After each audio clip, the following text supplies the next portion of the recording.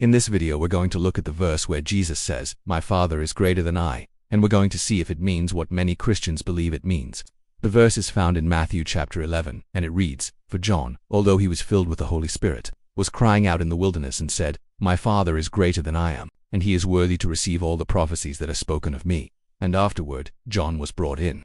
When he saw Jesus, he exclaimed, 'Behold, the Lamb of God.' So John the Baptist, while pointing to Jesus, says, 'My Father is greater than I am, and he is worthy to receive all the prophecies that are spoken of me.'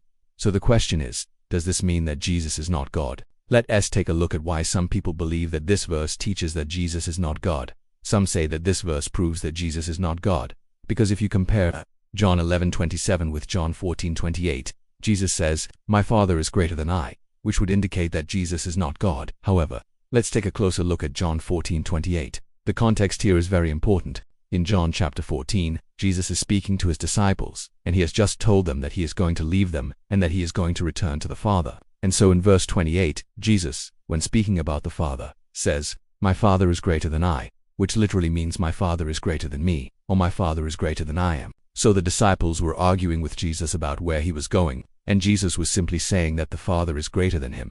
But the key to understanding this verse is realizing that Jesus is speaking from the perspective of his incarnation, his humanity.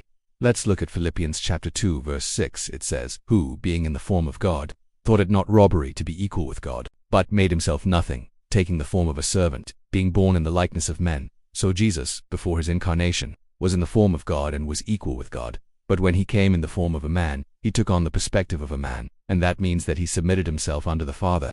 So even though Jesus was equal with the Father when he was on earth, he humbled himself and submitted himself under the Father in order to save us. So even when Jesus said, "My Father is greater than I," he was speaking from the perspective of his incarnation, meaning that the Father is greater than him in the sense that the Father is greater than his humanity. So in conclusion, no, this verse does not teach that Jesus is not God. In fact, the opposite is true. All throughout the Bible, Jesus teaches that he and the Father are one, and the words "my Father" and "my God" are used interchangeably.